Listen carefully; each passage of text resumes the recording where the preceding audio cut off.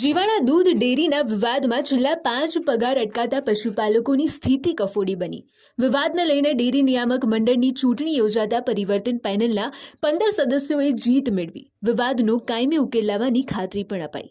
ધાનેરાના જીવાણા ડેરીમાં વિવાદ થતા પશુપાલકોને 5 પગાર ન મળતા સ્થિતિ કફોડી બની હતી, જે વિવાદના સમાધાન પેટે ડેરી નિયામકની ચૂંટણી અધિકારી અને પોલીસ બંદોબસ્ત સાથે યોજાઈ, જેનું પરિણામ જાહેર થતા સત્તાધારી પક્ષની હાર થતા પરિવર્તન પેનલના 15 સદસ્યોની જીત થઈ। પરિવર્તન પેનલમાં અલગ અલગ સમાજના પશુપાલકોએ નિયામક મંડળ માટે ચૂંટણીમાં ઝંપલાવ્યું હતું, જે ડેરીના મતદારોએ વિશ્વાસ મૂકીને ડેરીની સત્તા સોંપી છે। હું જીવાણા ગામે રહું છું, જીવાણાનો રહ્યો છું। મારું નામ મફાભાઈ ફગલુભાઈ રબારી, બરાબર। આ મારી વસ્તી આ 2 મહિના છે, આ 5મો પગાર ભેળો થાય, બરાબર। પશુરે ખોણ નથી, હબળો વસ્તી પાસે પૈસા નથી, વસ્તી ખૂબ પરેશાન છીએ। આમ હું હાથ જોડીને વિનંતી કરું કે અમારો પગાર છૂટો થવો જોઈએ, બરાબર। બીજો હવે શું રજૂઆત કરવાનું જનરલ સાહેબને કાં કે મત કરો, એવું વસ્તી મત પસ દો, બરાબર। તમારે જે રાજકારણ એ તો તમારે રહેવાનું, પણ એ કોઈ અમારા વસ્તીના દોષ નહીં। હું જીવાણા ગામના વતની છું, જયાભાઈ ચતુરાભાઈ પરમાર, બરાબર।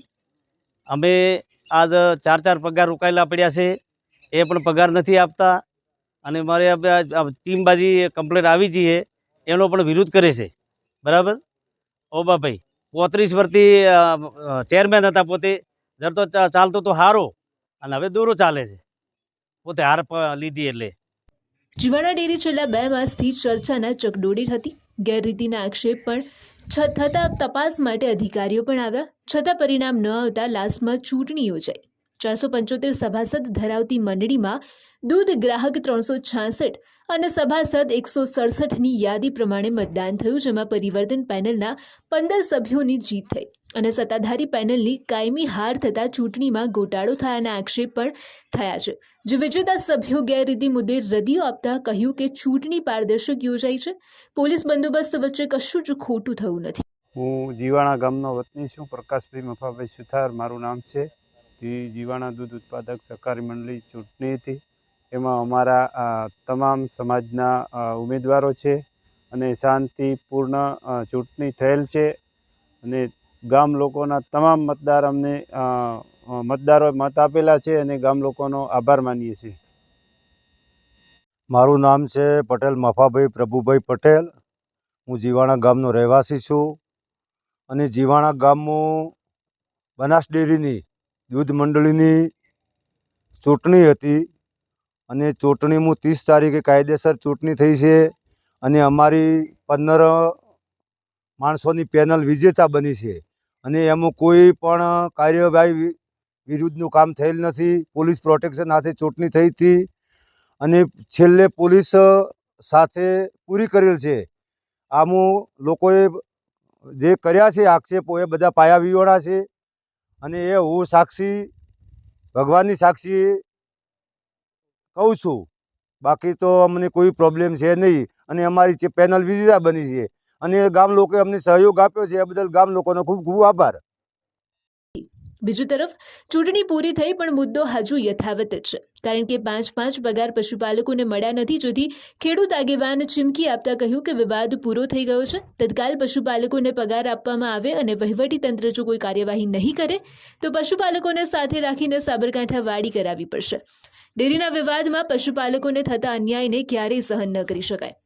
મારા ગામમાં ખાસા ટાઈમથી દૂધ મંડળીનો વિવાદ ચાલતો હતો, ને તેમાં અમારા ચેરમેન દ્વારા અને ઝોનલ અધિકારી દ્વારા મંત્રી ઉપર ભ્રષ્ટાચારના ખૂબ આક્ષેપો કરેલા હતા, અને ગામ લોકોને એ રીતે ચડાવ્યા હતા કે આ લોકોને આટલા ભરવાના છે, આટલા ભરવાના છે।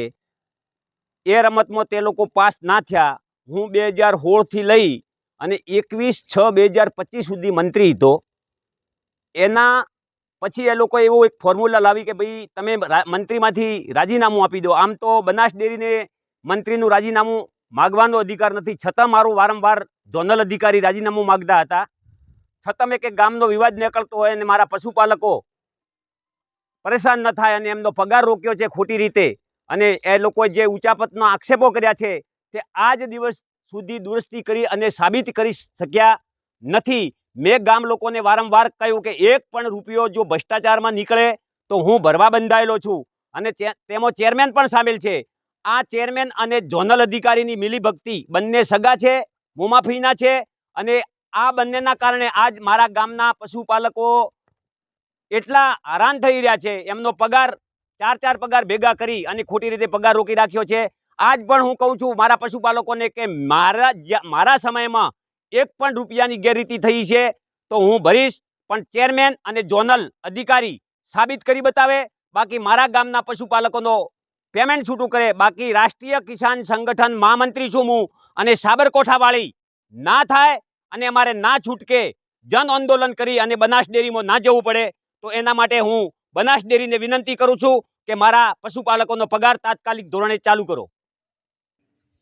હાલ તો ચૂંટણીના પરિણામ થકી વિવાદ પૂરો થયો છે, ત્યારે ડેરીના વહીવટી તંત્ર ક્યારે એક્શનમાં આવી ગામના પશુપાલકોને ન્યાય આપે છે જોવાનું રહ્યું. બાકી સમયસર પગાર ન મળે તો પશુપાલકો ઉગ્ર આંદોલન કરવાના તેવડ સાથે બેઠા છે નક્કી છે.